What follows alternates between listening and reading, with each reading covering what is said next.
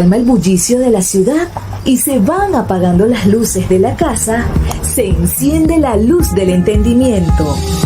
Desde este momento comienza Puerto de Libros, Librería Radiofónica, programa que contiene todos sus elementos tipo A. Puede ser escuchado por niños, niñas y adolescentes sin la supervisión de padres, madres o representantes. Comienza Puerto de Libros, Librería Radiofónica.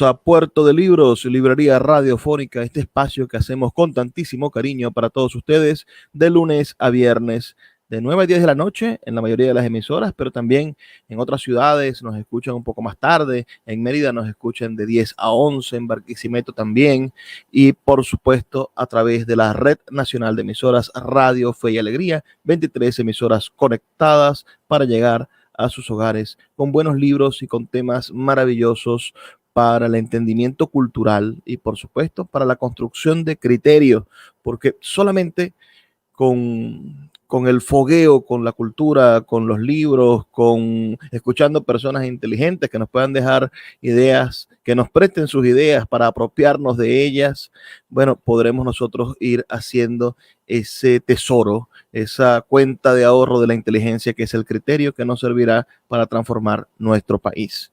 La noche de hoy tenemos un invitado muy especial, tenemos a un músico como invitado. Me encanta tener músicos invitados. El último que tuve fue el gran músico Aquiles Báez, que nos enseñó muchísimo en esa hora de entrevista y espero que hoy no sea la excepción. Tenemos a un, todavía sé joven a los 40 años, yo creo que sí. Tenemos a Luis Miguel Emmanuelli, caraqueño, nacido en el año 1980, un poco antes de el Viernes Negro y de todas estas cosas terribles. Naciste del lado de la felicidad venezolana. ¿Cómo estás, Luis Miguel? Por favor, dale un saludo a nuestra audiencia en la Red Nacional de Emisoras Radio Fe y Alegría. Muy bien, muchísimas gracias, Luis. Y bueno, imagínate tú, un honor estar justo después de aquí, del gran Aquiles Báez, que en paz descanse, que tanta música hermosa nos dejó y tan buena onda que siempre tenía. Un inmenso placer estar aquí. Saludos a todos. Y bueno, nada, para adelante. Aquí estamos. Mira, los venezolanos son ultra venezolanos, pero tienen apellidos italianos, noruegos, suecos, y muchos también son González, Fernández y Martínez. Pero háblame de tu apellido, de dónde vienes, de cuándo tu apellido, desde hoy sabemos que es venezolano, porque tú lo representas como venezolano, pero ¿desde cuándo tu apellido es venezolano? Tiene como 4 o 5 generaciones aquí en Venezuela y es de origen corso. Ah, bueno, entonces no. ¿Cómo se pronuncia exactamente? Emanueli. Si te confunden con italiano, te deben dar entrada en la Casa Italia. Yo sí creo que es un apellido de origen italiano. Hoy en día esa isla es corso, ¿no? Esa isla es francesa. Pero también está por ahí un político francés, Emmanueli, se escribe exactamente igual. Entonces yo creo que, no sé, es como ambiguo. Pero bueno, siempre se le ha dicho por aquí Emmanueli, y bueno, así quedó. Yo tengo una teoría sobre los que nacimos en la década de los 80. Tú naciste entrando en los 80, yo nací en el 89, saliendo de esa década, y yo creo que a nosotros nos tocó por mucho la peor parte de la crisis del país, porque si ciertamente crecimos en los años 90, tuvimos nuestra juventud, yo tuve mi infancia en los años 90, en el momento de las oportunidades, bueno, vivíamos en una Venezuela un poco difícil de comprender. Es decir, esos primeros 10 años de Chávez parecía ser un país lleno de una cuenta por saldar que tenía la sociedad con todo el debacle de la corrupción, que todo lo que pasó en el siglo XX, pero al mismo tiempo fue como abrirle la puerta a los demonios. Siempre la venganza trae consecuencias, pero nosotros, nacidos en los 80, no teníamos nada de qué vengarnos, no teníamos rencores, no teníamos resentimientos con nadie en el pasado, no teníamos cuentas pendientes y nos tocó, bueno, cobrar la factura de los que de los que sí se vengaron, y nos tocó, por supuesto, esta quizás es la generación que más ha emigrado. Los que nacieron en los 80 fueron los primeros en irse del país y son los que se sienten un poco más fuera del sentimiento nacional. ¿Cómo te relacionas tú con lo venezolano, Luis Miguel? ¿Cómo te sientes? ¿Cuál es tu recuerdo más antiguo de ser venezolano? Bueno, yo me considero profundamente venezolano, o sea, no tengo nada que no sea venezolano. Eh, y bueno, quizás mi recuerdo más entrañable de relacionarme con Venezuela. Bueno, mi papá era un pescador empedernido de río. Ah, Todas mis vacaciones eran en el estado Apure. vaya, lejos de Caracas. Caracas, sí, para pescar y además se relacionaba profundamente con la música tradicional la llanera. Entonces, bueno, yo tengo una raíz profundamente venezolana. De hecho, y bueno, aquí nací, aquí me moriré, yo aquí me quedo, bueno, estoy atornillado a este país. Comenzaste con la guitarra en la adolescencia. Sí, desde muy joven. Bueno, como creo que todo, sobre todo en la década que yo nací, en esa época estaba como muy, bueno, la juventud estaba como con eso del rock. Claro, Este, venía profundizándose, ya había pasado la etapa Giordano y se entraba en otra etapa un poco más profunda y compleja del uso de la música moderna. Los nacidos en los 70 y en los 60 no pasaron de Giordano. correcto. Entonces, bueno, yo, digamos que ese primer acercamiento a la música ya tocando, vamos a decirlo así, fue con el rock, tocando guitarra, pues, y obviamente tenía una sensibilidad musical, pero también había una carga de como querer estar en onda, ¿no? Y querer pertenecer, ¿Te llevaron las muchachas? Es decir, una muchacha que te atrajo, o fueron los compañeros, la banda de jóvenes que vivían en el mismo edificio, en el colegio. ¿Qué te llevó a la música? era más como eso, o sea, se veía como cool, como estar en onda, tocar. No estaba relacionado con ninguna niña, o sea, era más una cosa de una necesidad personal, pues. Mira, de la guitarra a la bandolina, ahí creo que hay unas cuantas cuerdas de diferencia, pero hay también una profundización del instrumento cuerda. La bandolina tiene tantos matices y tiene... ¿Es acaso como la evolución de la guitarra, profundizar sobre los sonidos de las cuerdas? ¿Qué te hizo irte y profesionalizarte en ese instrumento tan complejo? Sí, bueno, realmente fue la bandola llanera. Bueno, esa misma inclinación que mi papá tenía por los llanos, por esa música, bueno, hacía que la música llanera fuera algo que vivía en mí, ¿no? Algo muy natural. En una oportunidad, ya yo tenía varios años tocando guitarra, mi papá no vivía conmigo, no vivía con nosotros, mi papá y mi mamá estaban separados. Y un día él también aficionado a la música, pero bueno, sobre todo a la música llanera. Me dice, tráete la guitarra para ver cómo estás tocando. Entonces yo fui a su casa con mi guitarra eléctrica, y a mí me encantaba era hacer como solos, punteos pues en la guitarra, digamos la guitarra líder.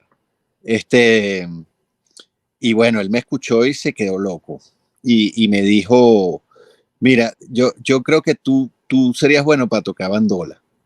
Oye. Y en ese momento sacó una bandola del closet que la tenía, la afinamos, no sé qué, y tenía además un método que tenía unas tablaturas, ya yo leía. Y empezamos ahí, él tocaba cuatro y yo empecé a tocar un zumba que zumba así leído, así más o menos como podía. Y la cosa más o menos empezó a sonar y bueno, eso fue, para mí fue como una cosa epifánica, pues, porque Claro, un solo de bandola de esos inspiradores es es lo más parecido al solo de guitarra de Eddie Van Halen. o de Slash. Ah, bueno. Entonces, bueno, quedé profundamente cautivado y mi papá, por supuesto, alucinando. Y bueno, de ahí mi papá me empezó a apoyar en todo lo que yo quería que tenía que ver con música. Y bueno, ahí, así empecé yo digamos, me cambié de instrumento porque después, años después, fue que me interesó la guitarra otra vez, pero estuve con la bandola muchísimos años. Bueno, tanto así que formaste un grupo de bandolas y, Sí, integraste, ese grupo se llamaba, disculpa, aquí lo busco, Bandola Recia. sí, bandola recia. Fue un Habla, grupo bien chévere que formé con mi hermano. Mi hermano tocaba cuatro y cantaba, y otro amigo que tocaba las maracas. Bueno, eso fueron, era un grupo muy, muy pintoresco porque éramos, bueno, unos caraqueños muy jóvenes. O sea, ya estábamos por ahí, yo tenía 15 años, ya tocábamos por ahí. Y bueno, en esa época era como raro que unos caraqueños tocando música llanera de adolescentes. O sea, era bastante particular. Entonces, bueno, eh, gustaba mucho, gustaba muchísimo, y ahí estuvimos tocando como unos 10 años. 10 años tocando bandola, matando tigres. Bueno, no, matábamos tigre, pero en un momento se puso bastante seria la cosa. Grabamos 2 discos, viajamos bastante representando a Venezuela. ¿Se eh, pueden escuchar en Spotify o en algún sitio no los discos? está en Spotify, pero te prometo que en los próximos meses lo voy a montar. Ah, qué bueno, qué bueno. Mira, vamos a hacer una pausa de 2 minutos para escuchar los mensajes de Radio Fe y Alegría. Estamos escuchando la voz de ese hombre que ustedes están escuchando en todas las emisoras de Radio Fe y Alegría. Es Luis Miguel Emmanueli, un músico caraqueño que hoy está con nosotros porque vamos a hablar de la música para cine, debido a que recientemente el tocayo ha terminado o se va a presentar dentro de unos días una nueva película del cine venezolano en los circuitos comerciales y la música es compuesta por él. Entonces vamos a estar hablando, bueno, cómo pasa de la bandola a la música para cine, cómo está el mundo del cine en Venezuela, y ustedes van a poder tener la oportunidad de conocer a un excelente músico venezolano y sus opiniones y sus formas de ver el mundo. Pero primero los mensajes de Radio Fe y Alegría. 2 minutos y ya volvemos. Escuchas Puerto de Libros con el poeta Luis Peroso Cervantes. Síguenos en Twitter e Instagram como @Librería Radio.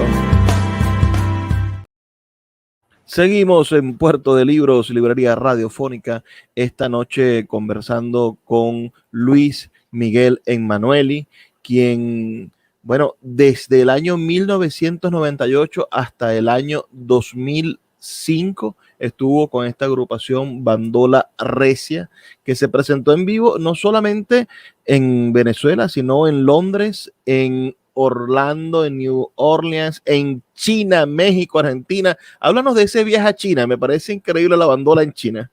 Sí, el viaje a China es bastante particular porque eh, yo tocaba con una amiga pianista excelente, colombiana, llamada Claudia Calderón. Ella, digamos que adaptaba lo que hacía el arpa en el piano, y tenía un grupo que se llamaba el Piano Llanero. Eso era bastante particular porque ella tenía un público, eh, digamos, que no era el público que normalmente escuchaba la música llanera, ¿no? Eh, por ser con piano, era bastante particular. Y en algunos temas me invitaba a tocar. Y nada, hubo un festival de música latinoamericana en China y nos invitaron. Este, tuvimos, tuvimos como 10 días en China, hicimos 3 conciertos y dimos unos cursos, no unos cursos, pero digamos como un acercamiento a la música venezolana, El tema de las maracas allá en China fascina también. Y bueno, la verdad es que fue un viaje bien, bien enriquecedor, súper chévere. Supongo que sí, me fascina la idea de ese choque de culturas, ¿no? Y, y aunque la música china no es tan rítmica como la nuestra, creo que, o por lo menos no tiene el mismo ritmo. Se nota que son dos culturas que se desarrollaron de maneras diferentes, ¿no? Creo que es asombroso poder acercar nuestros ritmos allá. ¿Qué otra cosa curiosa te pasó en esa extrema juventud? Porque bueno, naciste en el 80, a los 18 años estabas dando vuelta con el grupo, hasta los veintitantos Sí. estuviste recorriendo el mundo. ¿Qué otra cosa te pasó en esa extrema juventud? Sí, bueno, no digamos que fue extrema, ¿no? Porque, bueno, se puede escuchar así como que, wow, qué excentricismo, pero la verdad es que yo siempre fui muy estudioso y lo que a mí me preocupaba era hacerlo bien, y siempre estar estudiando, siempre, bueno, dar lo mejor de mí. Entonces, obviamente, bueno, también éramos muchachos, ¿no? Pero no era lo que prevalecía. Eh, bueno, algo curioso que determinó eh, para mi vida entera es que yo determiné en algún momento que me encantaba la música, pero yo no quería estar en la tarima. Yo quería estar o detrás de la tarima o en un lugar donde nadie me viera. Este, Porque, no sé, yo de joven era muy tímido, no sé, no me encantaba esa parte de ir a conciertos, estar con gente, la habladera, no sé, quería estar detrás. Y entonces, bueno, eso fue determinante y con eso damos pie a, al cómo llegué Mira, a eso. fuiste un joven empresario, aunque ahora lo llaman emprendimiento. Síncopa Producciones. Háblanos de ese sello que podría ser una especie, explícame, una productora de música, en algún momento una especie de sello musical. ¿Qué tipo de empresa fue? Y esos 10 o 12 años que estuviste trabajando y que te sirvió para grabar muchísima música venezolana en principios del siglo pasado, perdón, a principios de este siglo, estamos hablando que Cinco Producciones se funda en el año 2002. Háblanos de esa empresa, a quiénes eran tus socios y de qué manera, y qué aprendiste de ellos. Bueno, Síncopa fue, digamos, el trampolín y la razón de todo. Creo que yo estaba muy joven, ya yo tenía una inclinación clara de que lo que te contaba, de que no quería estar en la tarima, pero me interesaba era la música solamente. Este, y bueno, yo empecé como en mi cuarto de soltero, en casa de mi mamá, ya estaba como empezando a hacer grabaciones, sobre todo para el grupo, ¿no? Para explorar, para ver cómo era eso. Y bueno, ya después de quizás un par de años de eso, mi papá una vez más, este, digamos que de alguna manera él también estaba cumpliendo un sueño personal que era participar también en la música. Él era músico, pero aficionado, pero siempre le interesó mucho. Y bueno, un día me agarró y me dijo, mira, vamos, ¿por qué no hacemos un estudio de grabación? Vamos a hacer un estudio de grabación serio, una, una inversión de dinero, no exagerada, pero bueno, modesta. Este, bueno, y ahí tú te vas a poder desarrollar, este, lo alquilamos, trabajamos con grupos y en el grupo, en el Bando La Recia, tocaba un buen amigo Javier Marín, que tocaba el cuatro, y él estaba muy conectado con todo ese ámbito musical venezolano. Un cuatrista excepcional y siempre lo ha sido, desde aquella época lo era. Y bueno, conocía a muchísima gente. Entonces nos asociamos con él, mi papá y yo, y empezamos, digamos, a alquilar el estudio y trabajar en él como productores, grabando o también como instrumentistas. Siempre de alguna manera estábamos involucrados en la producción, que sé, de Un Solo Pueblo, de Gurrufío, de Serenata Guayanesa, siempre grupos venezolanos, siempre con ese ámbito, y también lo hicimos un poco igual como nació el grupo. Queríamos digamos, apoyar de alguna manera, hacer para, para la música venezolana y para los músicos venezolanos. O sea, queríamos apoyar la cultura en ese sentido. Y bueno, fueron bastantes años de grabaciones discográficas de muchísimos músicos venezolanos. Grabó un disco de Aquiles Bae, millones de músicos. Mira, aquí en tu nota leemos, bueno, Ensamble Gurrufío, Serenata Guayanesa, Luis Julio Toro, Vasallos del Sol, Betsaida Machado, Francisco Pacheco, Caracas Sincrónica. Caracas Sincrónica es como música electrónica, ¿no? No, Caracas Sincrónica era un grupo de música caraqueña. Ajá. Y bueno, música, digamos, como antañones. Que ahí estaba Pedro Marín, que es hermano de Javier, excelente mandolinista, excelente persona. Estaba Raúl Absueta, que en paz descanse. ¿Sabes quién grabó ahí, por ejemplo, su primer disco? C4 Trío. Ah, C4 Trío. Te iba a preguntar sobre ellos.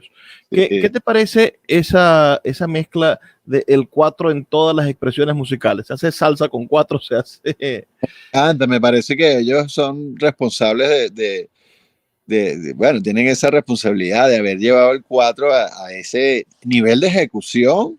Bueno, hay otros músicos también que lo han hecho, pero digamos que ellos han sido como, han logrado unos mercados que no se habían logrado. Y bueno, yo los aplaudo de pie. Maravilloso. Produjiste también a Aldemaro Romero. ¿Qué se siente estar cerca del maestro? Bueno, yo no he producido al de Mario Romero, pero siempre tuvimos muchísimo contacto con él porque al de Maro le encantaba la propuesta del grupo nuestro. Entonces siempre no, maravilloso, imagínate tú, un súper maestro. Leo también aquí que tuviste a Evio Di Marzo en Síncopa Producciones. ¿Qué recuerdo tienes de ese gran músico venezolano? Bueno, Evio es una excelente persona y un súper músico. Creo que es era un tipo desenfadado, suave, ligero, cercano.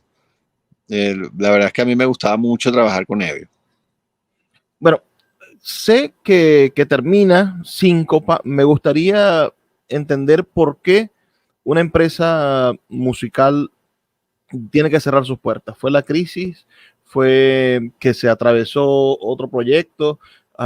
¿Qué pasó? ¿Qué hizo que Síncopa En algún momento, como te comentaba, yo estaba bastante joven cuando eso empezó, y digamos que en un momento, así como definí que no quería tocar más, que no quería estar en la tarima, así también definí que no quería, bueno, no es que no quería, sino que mi norte estaba más en la producción de música cinematográfica y publicitaria. Digamos que yo me nutrí de toda esa grabación de discos, pero ya no quería seguir en eso, que tenía otro norte. Claro, lo entiendo. Ahí nace la empresa en la que estás ahora, bueno, que quizás es la más extensa, tiene el estudio de grabación LME. ¿Me puedes explicar qué eso son tus siglas? Bueno, es que no es más que mi nombre.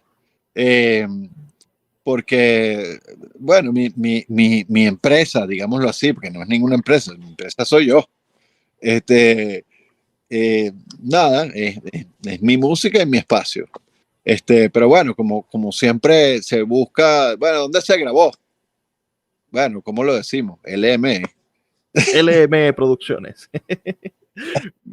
Mira, Luis Miguel, vamos a hacer otra pausa de 2 minutos para escuchar los mensajes de Radio Fe y Alegría. De inmediato volvemos para seguir conversando contigo y que pasemos a ese mundo tan interesante. Es decir, en el año 2010-2011 fundas LM Producciones, es decir, te independizas y empiezas a producir música para cine, para radio, para comerciales. Llevas más de 2.500 producciones. Y aquí es donde viene la gran pregunta. ¿De dónde viene tanta creatividad o de qué manera recibes? ¿Cuál es tu proceso para poder crear algún tipo de música más por encargo, ¿no? Que se vuelve más complicado. Así que vamos a hacer una pausa de 2 minutos y ya volvemos con más del excelente músico venezolano Luis Miguel Emanueli. Escuchas Puerto de Libros con el poeta Luis Peroso Cervantes. Síguenos en Twitter e Instagram como @Librería Radio.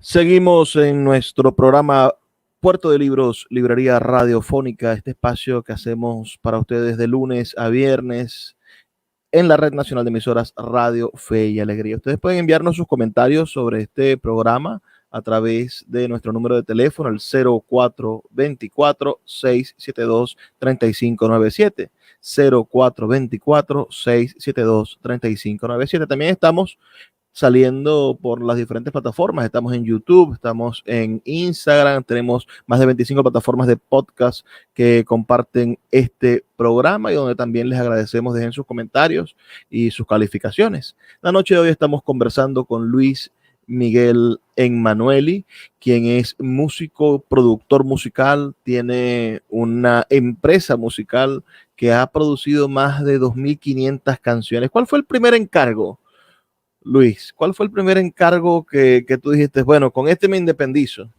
Le hiciste la canción a Coca-Cola. Bueno, trabajaste para Coca-Cola, para Pepsi, sí, tienes un recorrido gigante, pero ¿cuál fue el primero?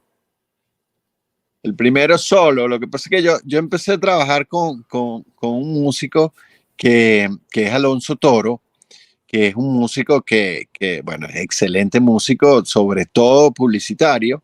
Y en algún momento que él estaba como full de trabajo, necesitaba delegar, y ahí entré yo, muy joven, mucho antes, eso paralelo a Síncopa, ¿no? Síncopa tenía 3 salas. Tenía 3 salas y yo usaba una de ellas solo para publicidad. Y allí en esa sala yo producía música para Alonso, digamos, bajo la supervisión de él, pero bueno, el proyecto era de él y el nombre era de él porque al final él era el que lo supervisaba. Pero creo que el primero que hice solo, ya sin Alonso, puede haber sido para Samsung. Ah, Samsung. Para los televisores plasma, imagínate. que ahora son una plaga. Estaba leyendo que Venezuela es el país de Latinoamérica donde el televisor es más económico. Seguimos siendo una cultura televisiva. Sí, aquí se venden al por menor los televisores al precio del mayor que lo tendría. El que compra 100 televisores en Colombia compraría un televisor en $80 y aquí te lo venden en $80 y te dan un termo. Entonces son las cosas, bueno, hay investigaciones periodísticas respecto a eso, que se habla de que hay una cantidad de dinero que se le puede comprar bueno, en fin, no nos metamos en periodismo de investigación ni en camisa de 11 varas de dónde salen los dineros para comprar tantos televisores. Lo cierto es que bueno, con Samsung, ahora llega alguien y te dice, tengo un limpiador de posetas. Okay. Y el nombre de este limpiador de posetas quiero que no se lo olvide jamás a los venezolanos. ¿Cómo haces para componer una canción o una estructura musical que supera el limpiador de posetas más? Bueno, normalmente hay como referencias, ¿no?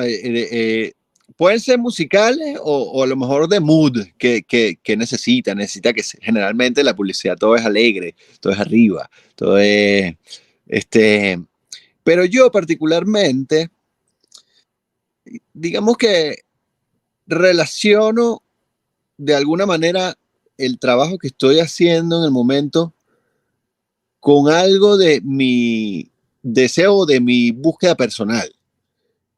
Yo estoy en constante estudio de instrumentos, de música, va como cambiando la fiebre, qué sé yo, tuve años en el bossa nova, años en jazz, ahorita tengo una fiebre del barroco, y así, ¿no? Entonces, uno de alguna manera, y eso también por hacerlo divertido y que de alguna manera me nutra, me llene y yo me sienta realizado. Digamos que yo relaciono mi, mi cosa del momento, mi deseo personal del momento con el trabajo. Entonces eso enriquece mucho el trabajo que estoy haciendo porque de alguna manera sale muy original, porque ajá, si yo estoy en el barroco, ¿cómo es ese limpiador de posetas o ese jingle del limpiador de posetas? Pero no vamos a decir la versión barroca, pero seguramente va a tener elementos que, que no tendría si yo no estaría en eso. Y entonces, bueno, siempre tengo como eso, ¿no? ¿Has hecho jingles políticos? ¿Has trabajado con campañas políticas? Sí he trabajado, poco, pero sí he trabajado con campañas políticas. ¿Alguna que la gente recuerde? No sé, no sé si la gente recordará eso. ¿Y qué publicidad, por ejemplo, está sonando ahorita que sea compuesta por ti? Bueno, yo hago, por ejemplo, todo lo que es Pepsi Cola, Gatorade, trabajo para muchísimas marcas de Polar, está Harina Pan, que es Pan ahora, la nueva imagen de Mavesa, eh, que no son jingle, pero es la música Claro, es la música. que acompaña las imágenes, ¿no? Eh, ¿Qué más hay por ahí? Bueno, muchísimo, Vanesco. ¿Qué más tengo al aire? ¿Cuál crees tú que ha sido la más difícil? En esto son más de 12 años, 15 años. ¿Okay? Comenzaste en el 2010, ¿será? A independizarte. Como en el 2005, incluso antes, 2004, 2005. Casi 20 años. Sí, lo que pasa es que, claro, cuando yo logré vivir al 100% de la música publicitaria y música para cine, sí fue ya como en el 2008, 2009. Pero yo, el primer comercial lo hice es más, lo hice en el 2002. No fue ese de Samsung, fue uno de una harina. No la digas porque te puede echar una vaina con Polar. Mira, ¿cuál crees que ha sido el más difícil en estos 20 años? El más difícil. Coño, creo que todos son dificilísimos. Todos son dificilísimos. Nunca es fácil porque, sabes que como hay que generar una cosa única. Entonces, es muy difícil. Mientras más experiencia tienes, más difícil es lograr algo único, porque imagínate todas las músicas que ya hice, que no se parezca, que sea distinto, que tenga algo nuevo. A lo mejor no me importa tanto que tenga algo nuevo para los demás, pero de alguna manera, si uno no siente que con ese trabajo estás creciendo, entonces no estás conforme. Y puede ser una cosa larga y traumatizante, ¿no?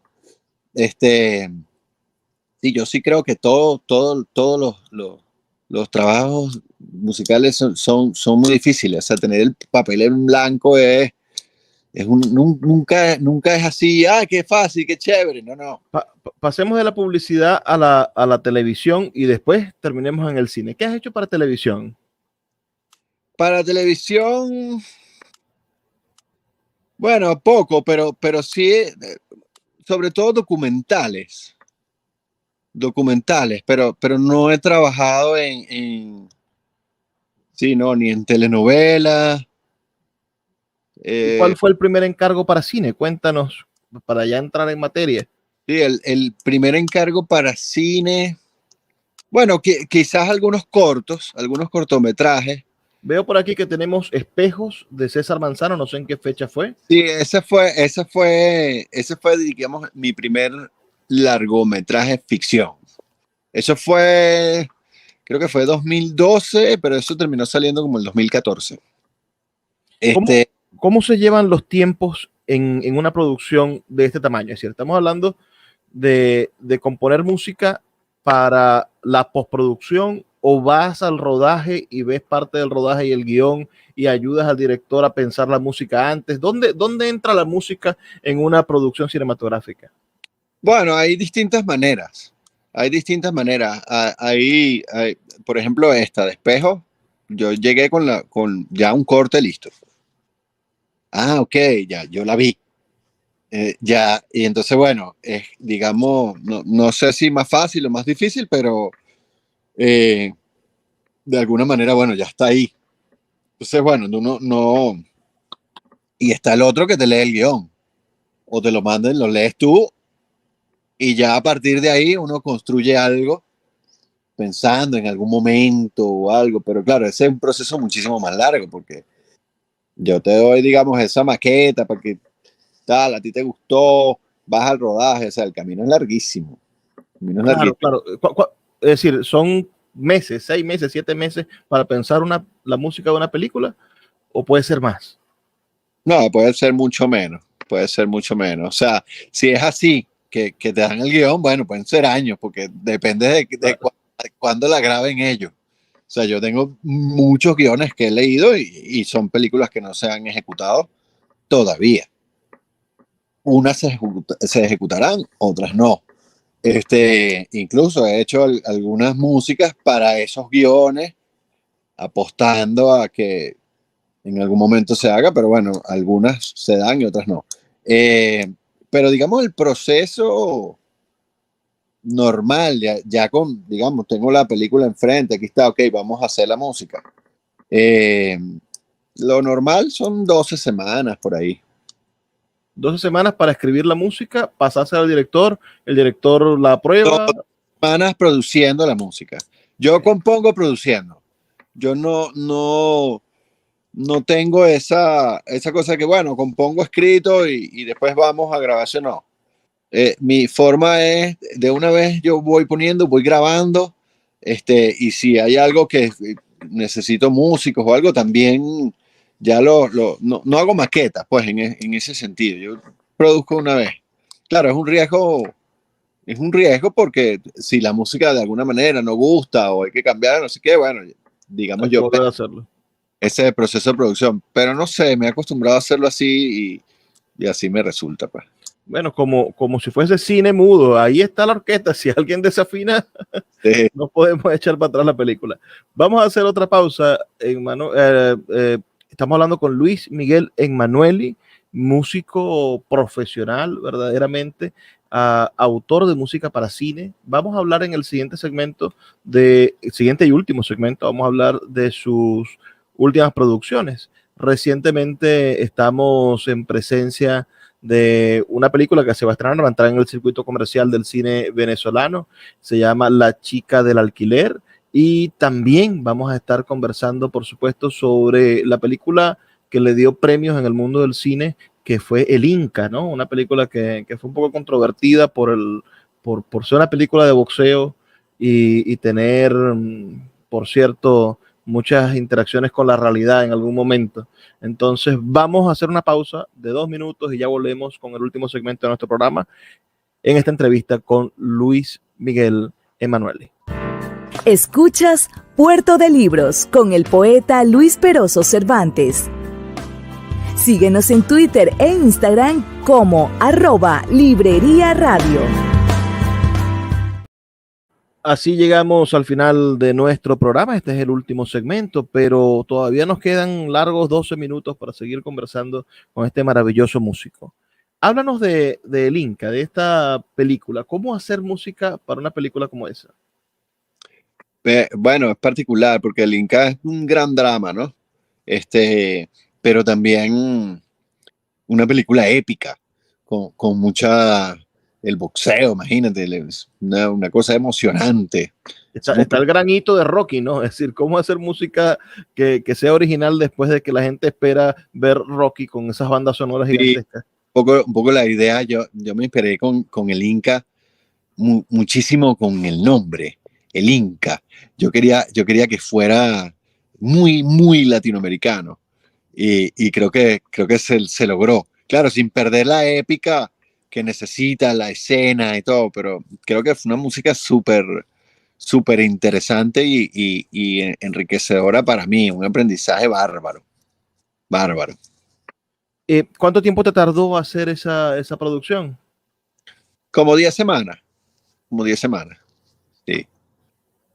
Y cuando recibiste el premio, porque recibiste el premio del Festival de Cine Venezolano de Mérida como mejor música, es decir, ¿qué sentiste? ¿Cómo estuvo esa experiencia de entrar al mundo del cine venezolano por la puerta grande? Bueno, imagínate que un orgullo inmenso y súper agradecido de que hayan reconocido, no me lo esperaba, la verdad. Nada, agradecido y sintiéndome afortunado. Pues. Bueno, háblame un poco ahora de esta última película. ¿Cuándo estuviste trabajando? La película se rodó en el 2022, La chica del alquiler.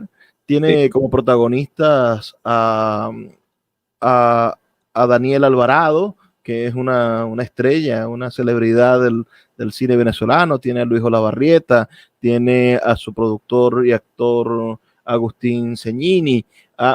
¿De qué manera llegaste a la producción de esta película?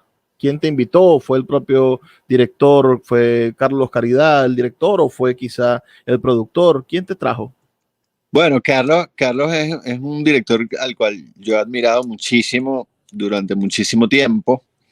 Y ya habíamos tenido como alguna, digamos, estuvimos a punto de trabajar en varias oportunidades y no habíamos podido.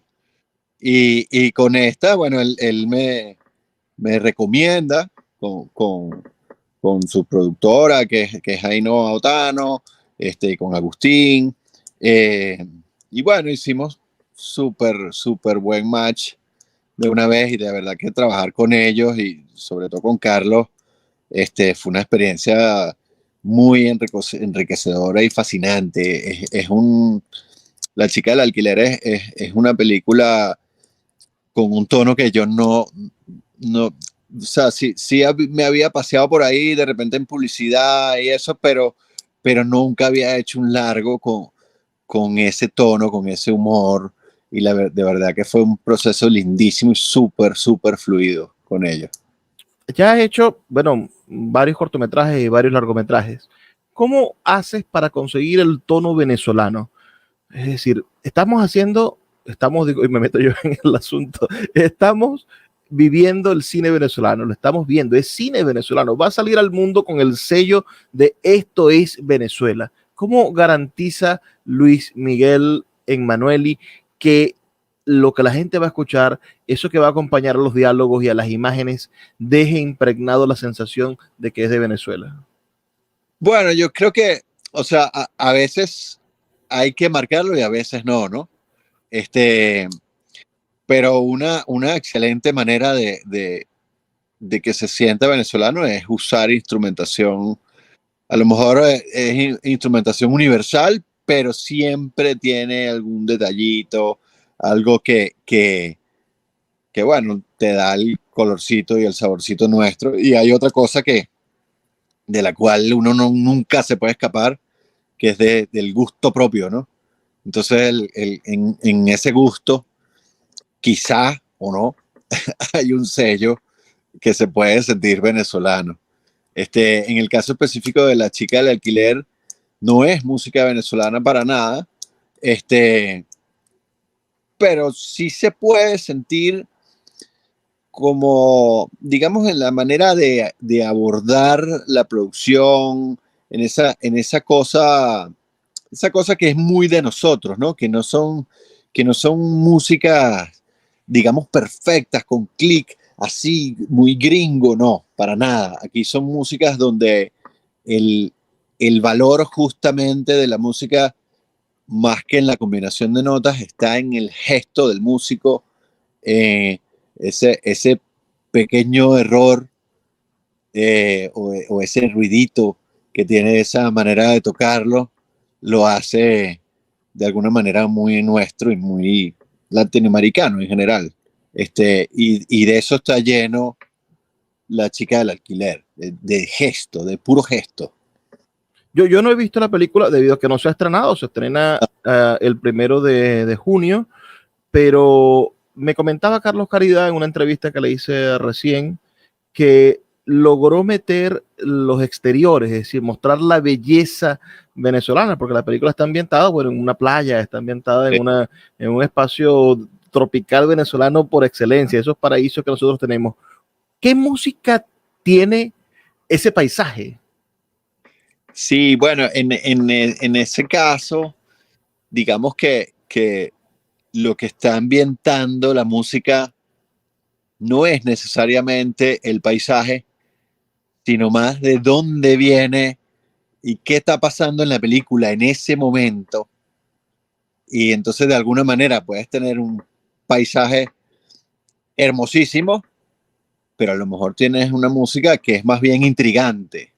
Claro. Y entonces, bueno, ese contraste entre la belleza y esa cosa intrigante que venía, que ya no está, sino que, bueno, simplemente estamos recreando un momento en esa isla de lo que está pasando, la situación del momento, lo hace ese contraste, pues, muy hermoso y cinematográfico, pues.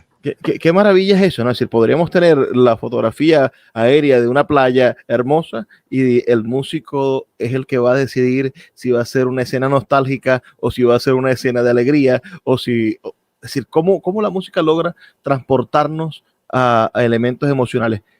La música para hacer llorar. ¿Te ha tocado tener que llegar a Muchísimo, claro. niveles en los cuales necesita el director que en este momento llore la persona? Sí, muchísimo, muchísimo. De hecho, toda la música está hecha con un fin específico, en un momento específico. Quizás hay veces que bueno, casi siempre, todo lo que ocurre está ocurriendo solo para llegar a un momento específico donde debes conmoverte o donde debes reírte o donde debes, qué sé yo, intrigarte, o lo que sea. Siempre hay como un clímax, que todo lo que ocurre previo ocurre construyendo para llegar a que tú te emociones de tal manera. Claro que sí. Mira, vamos a cerrar ya estamos por finalizar, pero me gustaría que le hables a algún joven, hoy nos están escuchando, bueno, en casi toda Venezuela, por supuesto, quizás haya alguien que diga, bueno, yo quiero ser como Luis Miguel Emanuel, yo quiero componer para cine, yo quiero llenar esos silencios de la imagen con mi imaginación. ¿Qué mensaje le podrías dar a un joven venezolano que hoy nos esté escuchando y que quiera seguir tus pasos? Oye, bueno, que gracias por la oportunidad de eso, me encanta. Eh, bueno, pasión, paciencia y perseverancia. O sea, darle sin parar. Eh, que es muy importante. Bueno, estudiar, no parar nunca, no parar de estudiar, no tener miedo a aprender algo por muy grande que parezca. O sea, qué sé yo, a lo mejor la persona que quiere ser músico a lo mejor es guitarrista y le gusta el contrabajo, pero imagínate, un contrabajo, un instrumento tan serio, ya a lo mejor estamos hablando de una persona de 20 y pico de años. No le tengan miedo a eso. Agarra el contrabajo y dale. No, en ese sentido no tener como tanto respeto y tanta distancia con ciertos tipos de música. Simplemente hacerlo y punto. No tener prejuicio, estar abierto. Eh, Temo ser impertinente con esta pregunta, pero como me has hablado tantas veces de tu padre, que tu papá te acompaña, sigue estando vivo, ¿qué dice de lo que estás haciendo? ¿Cómo es esa relación hoy de ese hombre que te apoyó tanto con la música? Bueno, lamentablemente mi papá murió en el 2019, pero me apoyó hasta su último día. O sea, encantado, fascinado, súper chévere y súper orgulloso siempre. Más bien hasta fastidioso. O sea, ya. Pero no. Bueno, qué maravilla, los padres. Y ahora mi invitación es a los padres. Si ven ustedes que sus hijos tienen talentos como el que el padre de Luis Miguel vio en su hijo, por favor, apóyenlos, denle la oportunidad porque pueden hacer cosas grandes como Luis Miguel está haciendo hoy en nombre de todos los venezolanos. Gracias, Tocayo, por darnos esta oportunidad de entrevistarte, de conversar contigo sobre la música para cine. Muchísimas gracias a ti, Luis. Encantadísimo de estar aquí. De verdad que un placer.